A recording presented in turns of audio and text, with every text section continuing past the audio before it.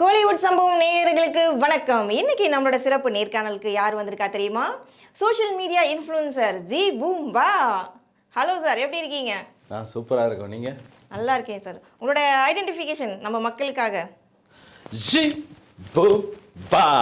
Wow, nice sir. நாங்கள் ஒரு விஷயம் கேள்விப்பட்டோம். எங்களுக்கு விஜய் டிவியில் வந்துட்டு பிக் பாஸ் சீசன் வந்துட்டு 9 சீசன் போயிட்டுருக்கு, ரொம்ப நல்லா இருக்குது. நம்ம எல்லாம் நல்லாவா இருக்குது? நல்லா தான் இருக்கான், தெரியல. நீங்கள் அடுத்த சீசனில் வர மாதிரி ஒரு விஷயம் வந்துட்டு ரொம்ப பரவலாக இருக்குது. ஏன் பிக் பாஸுக்கு வர ஆசைப்படுறீங்க? உண்மையாக நிறைய பேர் கேட்டாங்க. இப்போ நான் செய்கிற விஷயம் எல்லாம் இவர் டாக்டர் திவா மாதிரி எல்லாம் செய்கிறான்னு சொல்லி திவாகர் அப்படியெல்லாம் சொல்கிறாங்க. பட் எனக்கு தெரியாது. எனக்கு தமிழ்நாட்டில் நிறைய விஷயங்கள் எனக்கு தெரியாது. நான் ஃப்ரான்ஸில் இருக்கிறபடியா. ஸோ நிறைய மக்கள் சொன்னாங்க நீங்களும் பிக் பாஸில் எப்படி வாட்டர்மெலன் திவாகரோட உங்களை கம்பேர் பண்ணி போக சொன்னாங்க. நிறைய பேர் கேட்டாங்க. பட் எனக்கு அதெல்லாம் பார்க்கறது இல்லை. ஸோ அதை பற்றி பெருசாக தெரியும். பார்க்கல, தப்பிச்சிட்டீங்க. உண்மையாவா? பார்த்துருக்கணும். இது வரைக்கும் நீங்கள் பிக் பாஸ் சீசன் 1 கூட பார்த்ததே இல்லையா? பெருசாக நான் அதில் பார்த்ததில்லை. ஜஸ்ட் பிக் பாஸ் தெரியும் கொஞ்சம். அந்த சும்மா போய் ஆன் பண்ணிட்டு பார்த்துட்டு வெளில வந்துட்டு விஜய் சேதுபதி நிற்கிறபடி அவரோட ஒரு ஃபேன். அப்போ விஜய் சேதுபதி சார் மட்டும் தான் நீங்கள் பார்த்துருக்கீங்க. அதுக்குள்ள இருக்க கண்டஸ்டன்ட் யாரையும் பார்த்ததில்ல. பார்த்துடாதீங்க. பார்த்தீங்கன்னா பிக் பாஸ்க்குள்ள இப்போ இருக்க இந்த ஆசையே வராது உங்களுக்கு. அந்த அளவுக்கு இல்லை. ஏன் வராதுன்னு சொல்ல வரேன்னா, இப்போ பேசும்போது இப்போ நீங்கள் இவ்வளோ நல்லா பேசிகிட்டு இருக்கீங்க, ஸ்வீட்டாக எங்கள்கிட்ட பேசுகிறீங்க, சொல்கிறீங்க பிக் பாஸ்க்குள்ளே போகணுன்ற அந்த ஒரு இன்ட்ரெஸ்ட் இருக்குது. ஆனால் உள்ளே போனவுடனே வேறு மாதிரி மாறிடுவீங்க நீங்கள். அது ஒரு டிரான்ஸ்ஃபர்மேஷன். நான் அந்த ஆடியன்ஸோட ஒரு நாளைக்கு போனோம். அப்போ நிறைய விஷயங்கள் அவங்க ஒரு ஒரு டாஸ்க் எல்லாம் கொடுக்குறாங்க. ஸோ அது பார்க்கும்போது ஓகே, வை நாட். ஏன்னா நிறைய ஒரு ஆப்பர்ச்சுனிட்டி ஒரு ஆளோட ஒரு முகமும் அடுத்த முகமும் இல்லாத முகமும் எல்லாம் வர்றதுக்கான வாய்ப்பு இருக்குது.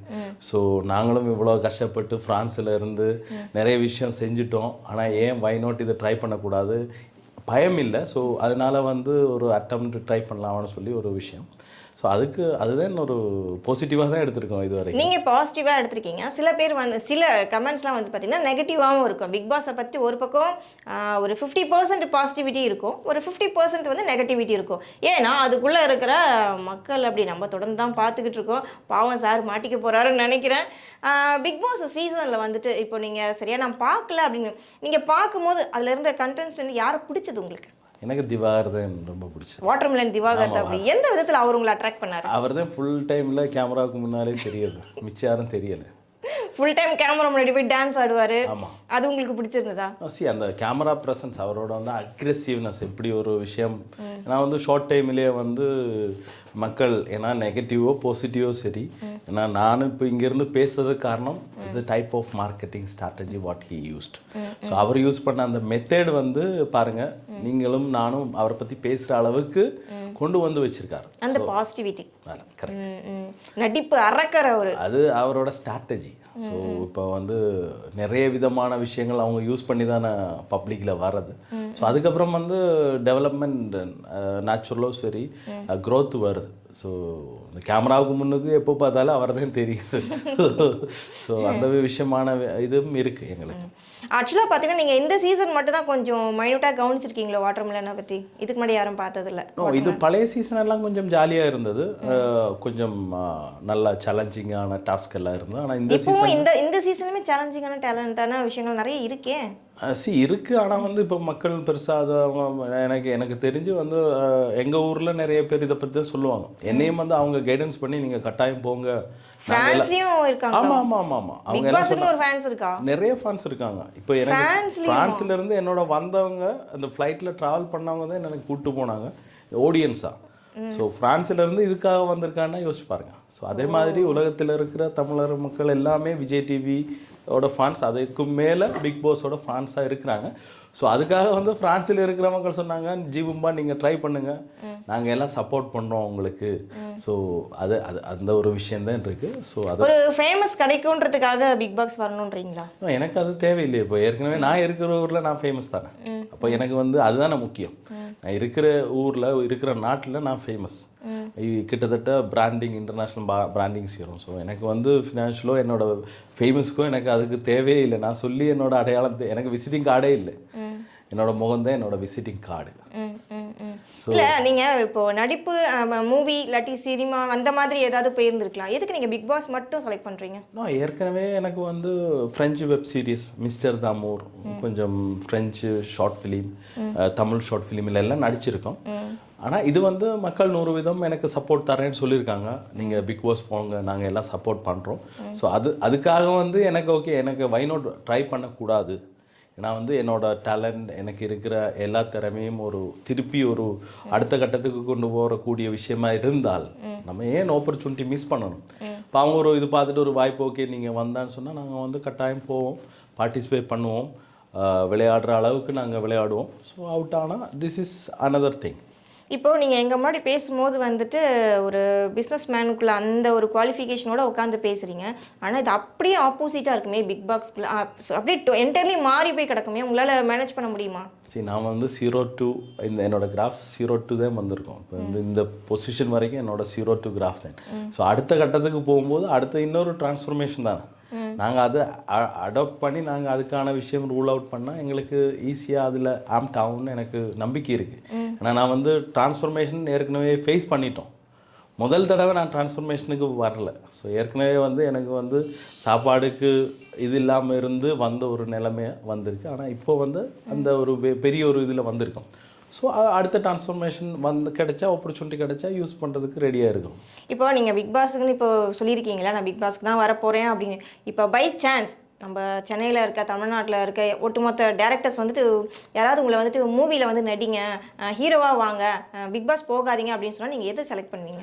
நான் நார்மலாக இப்போ எடுத்த சாய்ஸ் தான் பிக் பாஸ்க்கு தான் சாய்ஸ் பண்ணுவோம். பிக் பாஸ் தான் ஃபஸ்ட்டு இம்பார்ட்டன்ஸ் கொடுப்பீங்க, மூவி தான் அப்புறம் தான் சொல்லுவாங்க. நாங்கள் முடிவு இப்போ நான் இன்னொரு பேட்டியில் சொன்ன மாதிரி, இப்போ கலாட்டாவில் சொன்ன மாதிரி, எனக்கு வந்து என்னோட சாய்ஸ் தான் முக்கியம். இப்போ மக்கள் கேட்டிருக்காங்க. ஸோ அந்த சாய்ஸ் தான் எனக்கு ப்ரையாரிட்டி. இப்போ நீங்கள் வந்து பெரிய ஒரு டைரக்டர் பேர் சொல்லி கன்ஃபார்ம் அவர் கோல் ஷீட் கொடுத்தாலும் எனக்கு அது தேவையில்லை. நான் எடுத்த முடிவு தான், அதுதான் ப்ரையாரிட்டி. அது கிடைச்சா அதுக்கு தான், மற்றபடி செகண்ட் ஆப்ஷன் சொல்லி இது வரைக்கும் வைக்கல. நீங்கள் ரெண்டே ஒரு விஷயம் தான் உங்கள் மைண்டு ஃபுல்லாக இருக்குது. ஒன்று வந்து Bigg Boss, Vijay TV famous, இன்னொன்று வந்து நடிப்பு அரக்கர் திவா. இது ரெண்டு மட்டும் தான் இருக்குது. ஏதாவது ஒரு சீசனை ஃபுல்லாக நீங்கள் பார்த்துட்டு அதுக்கப்புறம் இந்த டிசிஷன் எடுத்திங்கன்னா எந்த மாதிரி எடுப்பீங்க? ஃபுல்லாக ஃபஸ்ட்டு பாருங்கள் ஏதாவது ஒரு சீசனை. இதுக்கு முன்னாடி நடந்தது, இப்போ நடக்கிறது வந்துட்டு 9th சீசன். ஸோ இதுக்கு முன்னாடி நடந்த சீசன்ஸ்லாம் வந்துட்டு நீங்கள் போயிட்டு பாருங்கள், எப்படி இருக்காங்க, எப்படி அவங்க எல்லாருமே அந்த கேம்லாம் சேலஞ்சாக எடுத்துகிட்டு பண்ணியிருக்காங்க, அதுக்குள்ளே இருக்க ஒவ்வொரு கேரக்டர்லாம் எப்படி இருக்குன்னுலாம் பார்த்துக்கோங்க. பார்த்துட்டு அதுக்கப்புறம் நீங்கள் டிசைட் பண்ணுங்கள் பிக் பாஸ் வரலாமா அப்படின்ட்டு. ஃபுல்லாக பார்க்காட்டி எனக்கு ரேண்டமாக பார்த்து எக்ஸ்பீரியன்ஸ் இருக்குது. ஸோ நான் வந்து புதுசாக பார்க்குற அளவுக்கு இல்லை, ஏற்கனவே ரேண்டமாக பார்த்த எக்ஸ்பீரியன்ஸ் இருக்குது.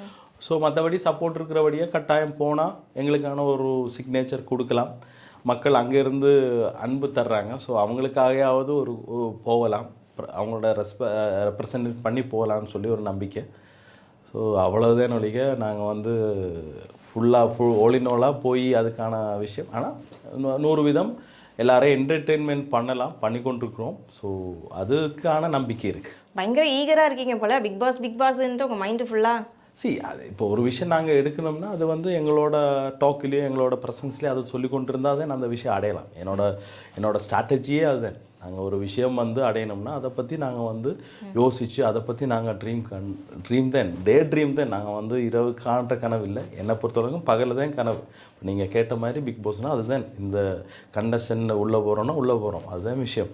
அப்படி தான் நாங்கள் வந்து அடுத்த கட்டத்துக்கு போகலாம். இப்போது நீங்கள் சினி ஃபீல்டில் நிறைய பேர் சில வியூஸ்லாம் மீட் பண்ணியிருக்கேன். அப்படிங்க பர்டிகுலராக நீங்கள் மீட் பண்ணி ரொம்ப ஜோவியலாக ஃப்ரெண்ட்லியாக இருக்கிறது யாருன்னு தெரிஞ்சுக்கலாம்? என்னோட ரொம்ப க்ளோஸ் வந்து ஸ்ரீகாந்த் தேவா சார்.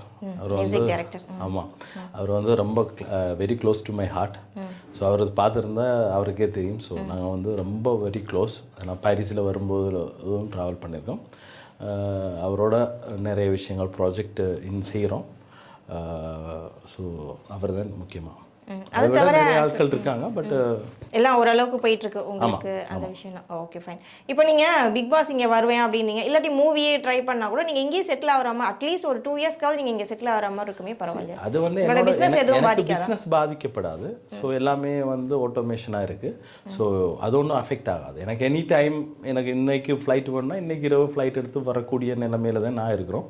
ஸோ பிக் பாஸோ சரி மிச்சம் என்ன இதாக இருந்தாலும் எனக்கு இம்மீடியட்லி வரதுக்கான விஷயம் சரியும் அது ஃப்ரான்ஸில் ஆட்டோமேட்டட் சிஸ்டம் பிஸ்னஸ் அதாவது பாட்டு ஓடிக்கொண்டிருக்கும். இப்போ வந்து பார்த்தீங்கன்னா நம்ம கல்ச்சர் அதாவது நம்ம தமிழ் பாரம்பரியத்தை வெளிப்படுத்துகிற மாதிரி தை திருநாள் பொங்கல் திருநாள் வருது இல்லையா? இப்போ இந்த டைமில் வந்துட்டு உங்களுக்கு தோணும்ல நான் இங்கே தமிழ்நாட்டில் இருக்கும்போது இதெல்லாம் ஃபெஸ்டிவல்லாம் நான் செலிப்ரேட் பண்ணேன், இப்போ நான் ஃப்ரான்ஸில் இருக்கேன் அங்கே போய் இது மாதிரி செலிப்ரேட் பண்ண முடியும்னு ஒரு ஏக்கம் உங்களுக்கு இருந்துச்சா? எனக்கு வந்து எங்களோட ஃப்ரான்ஸில் இருக்கிற எல்லா ஃப்ரெண்ட்ஸையும் மிஸ் பண்ணுற ஒரு பெரிய ஒரு இது இருக்குது, ஃபீல் பண்ணுறோம். ஸோ அதை விட இங்கே இருக்கும்போது சொந்த இடத்துல இருக்கிற விட அதை விட சந்தோஷம் இருக்குது. பட் ரெண்டும் உங்களுக்கு தெரியும், நாங்கள் வாழ்ந்தது 11-12 வருஷம் உறவு மக்களோட வாழ்ந்துருக்கோம். ஸோ இங்கேயும் இருக்கும்போது ரெண்டும் வந்து ஈக்குவல் தான், எனக்கு அதில் பெருசாக வித்தியாசம் தெரியாது. ஸோ மற்றபடி எல்லாருக்கும் பொங்கல் வாழ்த்துக்கள் சொல்கிறோம் அங்கே ஊரில் இருக்கிற எல்லாருக்கும். அங்கே நீங்கள் செலிப்ரேட் பண்ணுவீங்களா? ஆமாம், ஃப்ரான்ஸில் நாங்கள் எல்லாம் இதை விட சூப்பராக நாங்கள் ஃப்ரான்ஸில் செலிப்ரேட் பண்ணுவோம். நீங்கள் எல்லாம் நினைப்பீங்க அங்கே கரும்பு இல்லை நாங்கள் அது நிறைய விஷயங்கள், ஆனால் அப்படி இல்லை. இங்கே கிடைக்கிற ஊரில் கிடைக்கிற எல்லா விதமான விஷயங்களும் நாங்கள் கோவிலுக்கு போய் எல்லாம் அதே மாதிரி நாங்கள் பொங்கி எல்லாமே விஷயங்கள் நடக்கும் ஃப்ரான்ஸில். ரொம்ப நன்றி சார், உங்களுடைய நேரத்தை எங்களுக்காக ஸ்பெண்ட் பண்ணி நிறைய விஷயங்கள் ஷேர் பண்ணிட்டீங்க. கூடிய சீக்கிரம் உங்களை நாங்கள் பிக் பாஸில் பார்க்குறோம். நன்றி, வணக்கம். நன்றி. இந்த வீடியோ உங்களுக்கு பிடிச்சிருந்தா லைக் பண்ணுங்கள், கமெண்ட் பண்ணுங்கள், ஷேர் பண்ணுங்கள், சப்ஸ்கிரைப் பண்ணுங்கள்.